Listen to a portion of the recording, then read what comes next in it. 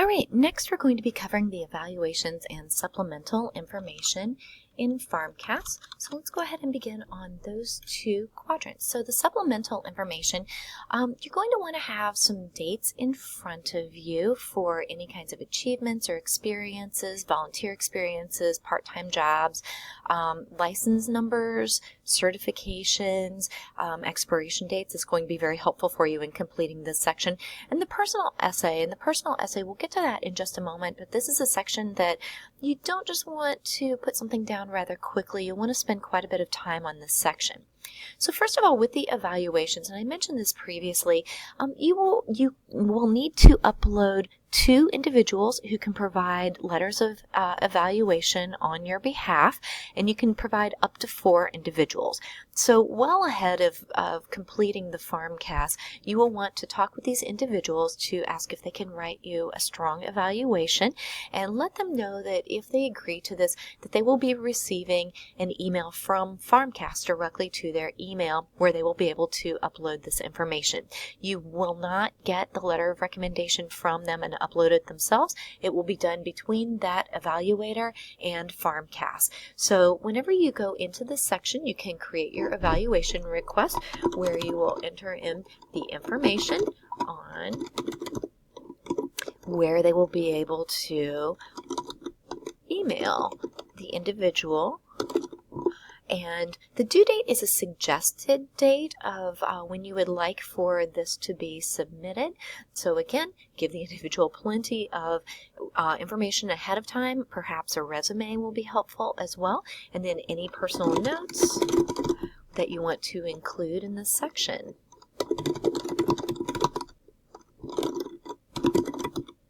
And this will go to them in the email link that they will receive. If you check back with them and they say that they haven't received an email from PharmCAS, you might want to suggest that they check their spam or junk email folder in case it went there. You can waive your right of access to this evaluation. The information will be presented to the evaluator. Some individuals require that you waive your right of evaluation and then indicate that you give permission to contact the reference via email. And then you also have information to provide for schools for contact reference as well. So then you will save the evaluation request, and then as soon as you save it, that email will actually be sent to them. So this is going to happen even before you submit your entire PharmCAS application. So know that it was requested, and you can always check on the status of that request on your check status page. So it will show you it's requested, accepted, and then whenever they receive an email, they'll be able to accept that request, and then they will be able to complete it. So let's go back to the supporting information again for the evaluations. Let's say that you've completed all of them, so this area is done. You can edit this right away up until the time that the individual has submitted an evaluation on your behalf. After they submit it, it's too late to change this. However, if it's taking a while for them to do it, or they opt to not submit an evaluation on your behalf, you can delete this if they have declined that or if they haven't gotten around to it. And then it's just important for you to let them know that thank you for agreeing to do this, but I need to submit it or have someone else who's going to be submitting evaluations on my behalf. So the experiences section, you can add experiences on here that are relevant, and you have a drop-down menu, pharmacy experience if you were a pharmacy technician, for example, or worked in a pharmacy, healthcare experience if you were a volunteer or worked in a pharmacy or another healthcare area, employment, any kind of job that you might have had, you can enter this information in, and then extracurricular activities. So you will enter then the name of the organization and their contact information. You can enter your supervisor's information. This is optional if you choose to do that. You will need to enter in your experience dates though, so be sure that you have those ahead of time. If you have not completed that experience yet, you're still working on it, you can click on no, and then you will enter in the end date. If you have completed it, you can click on, or if you're still doing this, you can click on yes if you're still in the process of engaging that. And you can select full-time, part-time, temporary, or per diem. And then your experience details, whatever title that you received, whether or not you were paid for this or you received academic credit, for example, an internship, or if you were a volunteer, how many hours that you worked each week, the total number of weeks, and then this will total up the total number of hours for you.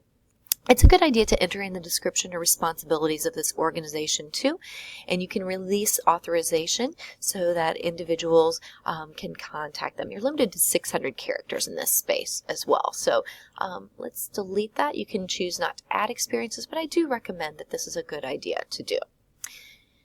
You can always go back in and add experiences later. So achievements, this is where you'll be able to add in any kinds of honors that you received, which could include Dean's List or things like that, or you were the recipient of an award, any publications that you have had published, or any scholarships that you have received. Again, these are the sections, the name of whatever achievement it was, the organization that presented it, and then the date that you received it, and then you can include a brief description of what that achievement entailed. So you can save that, and you can actually add different achievements as well. You can't delete them after you have submitted your application, but you can edit it all the way up until the time that you enter your submission. So I'll choose not to add any achievements. Licenses and certifications. Again, you can add a license here. Let's do a certification. I'm just going to give you an example of CPR training. And then this is from the Red Cross. And you can, if you have a certification number, you can enter in the number and you can enter in when it was issued to you.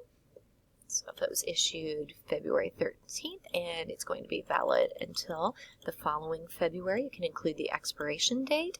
And if it's for a specific state, you can indicate that, and you can indicate description.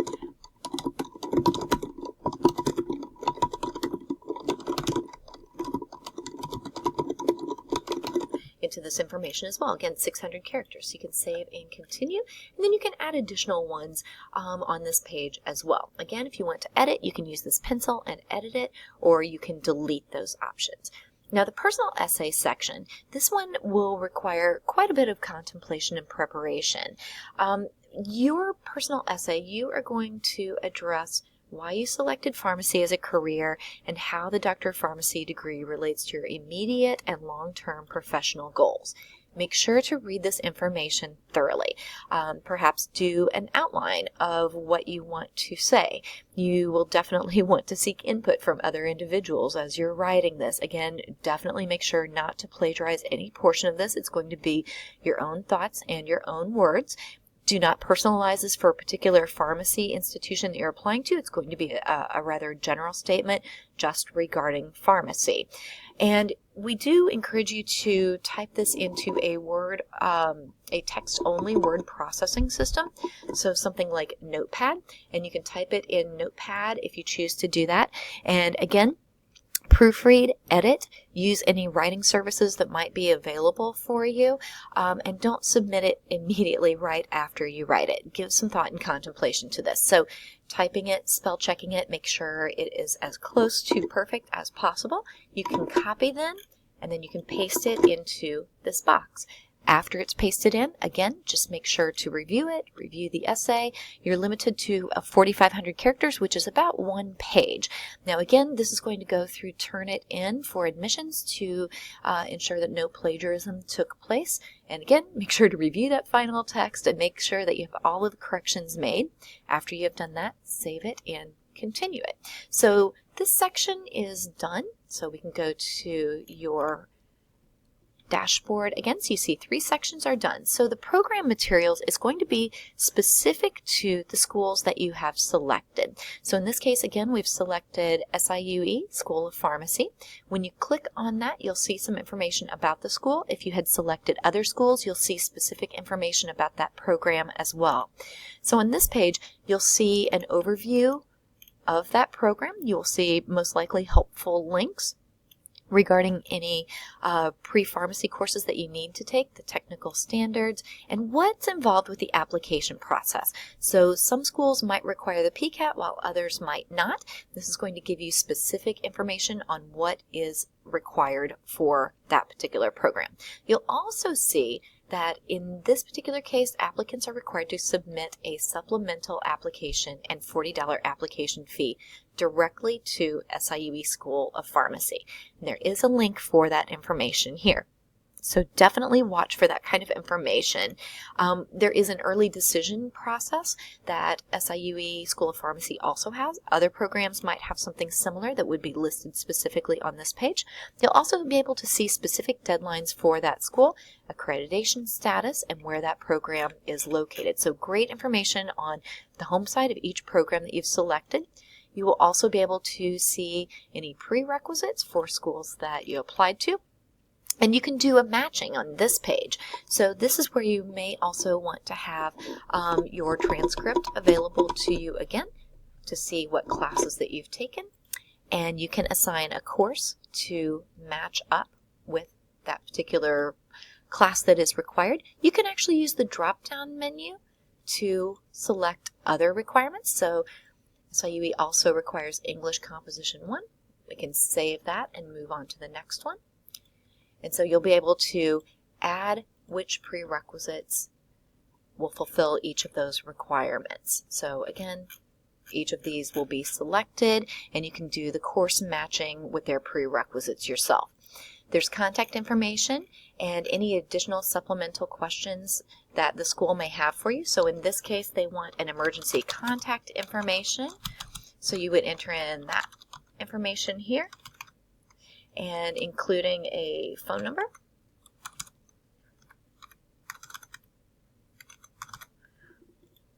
And then if you want to put the relationship or address, you're welcome to do that. And then they want to know where you found out information about SIUE School of Pharmacy. So you can click on information on any other places that you might have heard about SIUE School of Pharmacy, and then of course save your responses.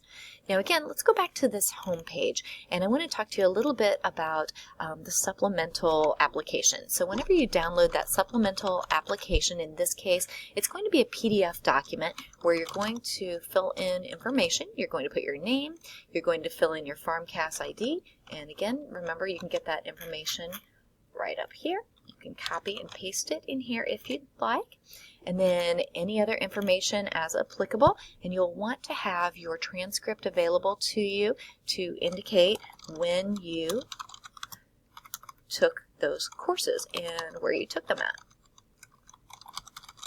and then what the name of that course was. So you'll do this for each of your courses, and again, select the information up here based on the radio buttons. And we'll select no. Enter in all of this information and agree to the terms. And then very importantly, make sure to print this document, staple the check or money order for $40 into the box below, and then you're going to mail it to the information here, Office of Professional and Student Affairs. This is where you would indicate your check or money order. So you will send this in separately from your PharmCAS application. Again, you can save this if you choose to do that before you print it. Probably not a bad idea. If there's anything else that the school wishes to see, make sure to provide that information as well and read over the information carefully. So we're going to not save changes. So again, got that information complete, and then we'll go back to the home page, and we should have all of the program materials complete. After you complete that information and answer the questions appropriately, complete the prerequisite matching, that's going to be completing your application. After you are done with your application, again, you're going to be able to check the status of it, what you still need to complete. In this case, I'm still working on the supplemental information for SIUE School of Pharmacy. After everything is complete, you will get the green light and show that everything is complete, but that's not the end.